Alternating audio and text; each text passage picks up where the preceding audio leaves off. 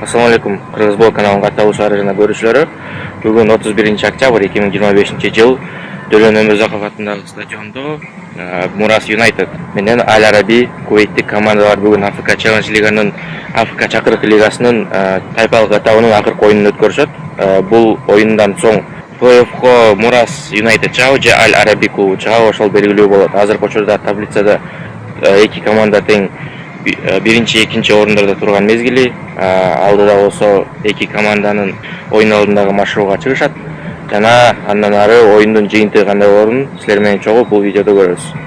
Oyun başlaганча мен силерге Мурас Юнайтед бул турнирге кандайча катышып калды, ошол боюнча айтып берейин деп туура көрүп атам. Башында биздин Кыргызстандан бир эле клуб Африка чакырык лигасына катышмак. Бул Абдыш ата болчу. Шри-Ланка дагы жана башка ушундай бир нече өлкөлөр Африканын лицензиялоосун өтпөй калгандыктан чакырык лигасына катышуу үчүн мүмкүнчүлүк ала алышкан эмес. Ошондуктан Африка чакырык лигасында дагы клубтарды толукташ үчүн биздин Кыргызстандын чемпиону, тагыраак айтканда Кыргызстандын кубогун уткан клуб Мурас Юнайтедке ушул мүмкүнчүлүктү берүүнү туура көргөн. Мурас Юнайтед дагы Абдыш атадай эле квалификациялык раундду өткөн болчу. Анда алар Бангладештик Абахани Лимитед деген клуб менен Бангладеште ойноп, квалификациялык раундда ал клубду 2-0 эсебинде жеңип, квалификациялык раунддан кийинки тайпалык этапка жолдомо алышкан.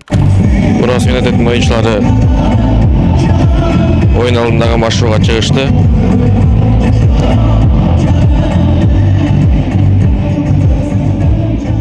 Нурсултан Токтоналиев, Ислам Юнусов, Чабел Гомес жана Максат Алгулов.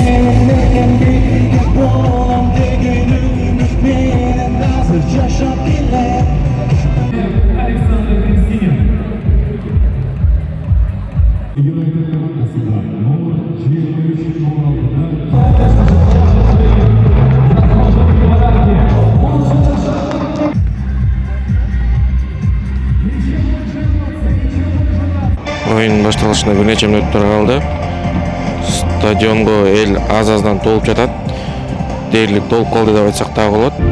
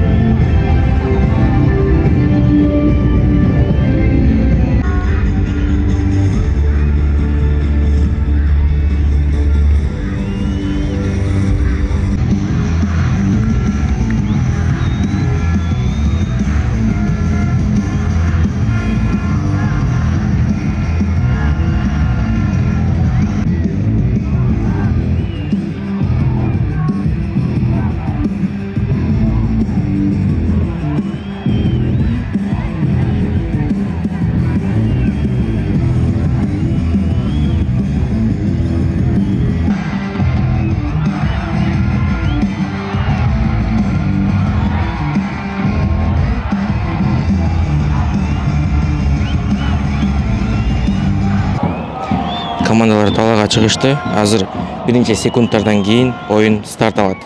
Өзүңүздөр көрүп аткандай, стадион дээрлик толду деп айтсак болот.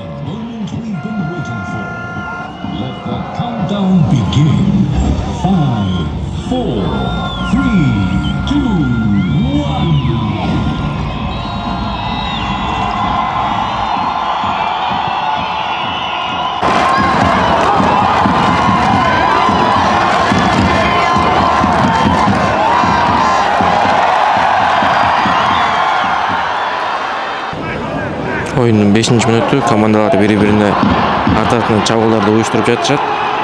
Бирок чабуулдар боюнча азыркы учурда Аль Араби командасы алдыда. Анткени оюндун башында эле алар Мурас Юнайтед командасынын дарбазасын камалап алып, азырден гол жаратып кое жазышты. Бул жерден дагы коркунучтуу учур жана дарбазага сокку узатып жетишти Аль Араби командасынын оюнчулары. Өлгөмес кайрадан чабуулду баштап келе жатат. Бул жолу жок. Мурас Юнайтеддин оюнчусу Батсулага топ жеткен жок. Бул жолу Аль Арабинин коргоочулары мыкты болуп чыкты. Чабел Гомес кайрадан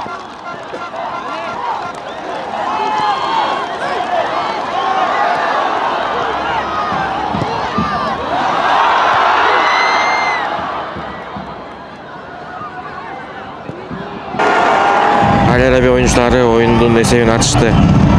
Алыстан сокку узатып, Мурас Юнайтед дарбазасына гол киргизди.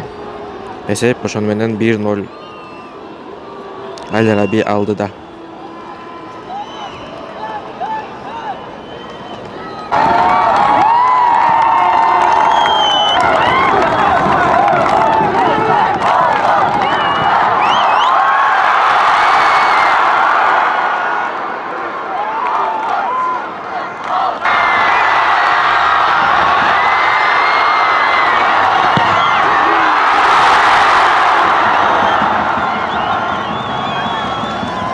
Oyunun birinci bölümüne 2 minut koşulup verildi. Esep bolsa dagы деле 1-0 бойдон калууда. Мурас Юнайтед артта, Аль-Араби 1-0 эсебинде алдыга чыкты. Андан бери Мурас Юнайтед бир нече жолу чабуулдар жасап көрдү, бирок тилекке каршы ал чабуулдардын баардыгы ийгиликсиз болуп, Мурас Юнайтед биринчи бөлүктө эсепти теңдей алган жок. Ал ортодо бул АФК Чакырык лигасында ойноп аткан, Кыргызстандын атынан оюн көрсөтүп аткан Абдышата клубу жөнүндө дагы айтып берейин. Биздин өлкөбүздүн чемпиону катары, мурунку жылкы чемпиону катары бул сезондо АФК Чакырык лигасында дагы бир Абдышата клубу ойноп аткан. Ал клубдагы квалификациялык этаптан ийгиликтүү өтүп, сириялык Хутин командасын жеңип, тайпалык этапка өткөн болчу. Тайпалык этапта Абдышата А тайпасына түшкөн болчу. Ал тайпада Абдышата Омандык Аль-Шабаб, Түркмөнстандык Алтын Асыр жана Бутандык Паро деген клубтарга туш келген болчу. Бул оюндар борборлоштурулган форматта ошол Бутан өлкөсүндө Паро футболдук клубунун үйүндө өткөрүлмөк. Бул видео чыккандан кийин Абдышата өзүнүн Чакырык лигасындагы болгон оюндарын жыйынтыктады. Тилекке каршы 3-орун менен тайпадан чыкканга мүмкүнчүлүк ала алган жок. Биринчи оюнда Алтын Асыр менен ойноп, Тилекке каршы 1-0 эсебинде жеңилип калышты. Андан кийинки Омандык Аль-Шабаб клубу менен ойноп, алардан болсо 2-1 эсебинде жеңилишти Тилекке каршы жана ошону менен акыркы оюнун өткөрүштү. Бул Паро клубу ошол Бутандык ал клуб менен 3-3 эсебинде тең жыгышты дагы 1 упайды алып 3-орунду ээлеп, өзүнүн А тайпасында бул турнирде өзүнүн оюндарын жыйынтыктады. Ушуну менен кийинки сезондо Абдышата Чакырык лигасында ойнойбу же ойнобойбу азырынча белгисиз, бирок чоң мүмкүнчүлүк менен ойнобой калат. Анткени деген азырынча Абдышата клубу биздин чемпионатта 4-орунда келе жатат. Чемпионатта болсо акыркы 2 оюн калды жана алдыңкы орундарды ээлөө үчүн Абдышатага андай деле чоң мүмкүнчүлүктөрү жок алдыңкы орундарды ээлегенге. Ошондуктан бул азырынча белгисиз. Сезондун аягы менен белгилүү болот ким кийинки сезондо Чакырык лигасында ойнойт, ким ойнобойт. Аль-Арабинин оюнчулары азыр буштан чыгарып берүүнү аткарышат. Бул жерде Мурастын коргоочулары болушунча абайлашы керек. Топ чыкты жана каршы чабуул, контр чабуул кетип бара жатат. Бул жерде Нурсултан Токтоналиев топ менен, бирок Тилекке каршы Нурсултан Токтоналиев топту сактап кала алган жок. Кайрадан чабуул уланат. Бул жерде жок. Амир Жапаров азыр буштан чыгарып берүүнү аткарат.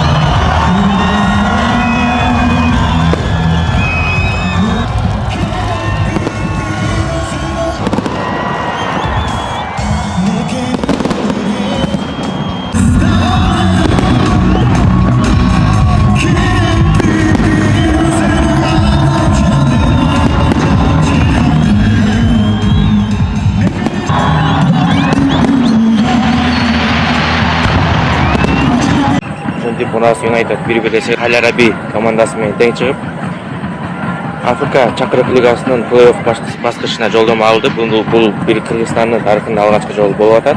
Буга чейин бир да клуб Кыргызстан тарыхында эч качан Африканын чакырык лигасына чыккан эмес. Мурас Юнайтеддин көрөрмандарын жалпысынан куттуктайм. Жана буюрса мындан ары дагы бирден 8 финалдан нары чейрек финалга, андан ары жарым финалга чыгып, дагы мындан да жакшы жетишкендиктерге жетишет деп үмүт кылабыз. Жакшы команда, жакшы оюну менен дегендей, мындан дагы күчтүү командалар менен ойноп, буюрса мындан дагы чоң Кыргызстандагы футбол майрамдарын уюштурат деп үмүттөнөбүз. Ошол видеону аны чейин көргөнгөргө чоң ыраазычылык билдиребиз туугандар. Кийинки чыгарылыштардан жолугушканча жакшылык.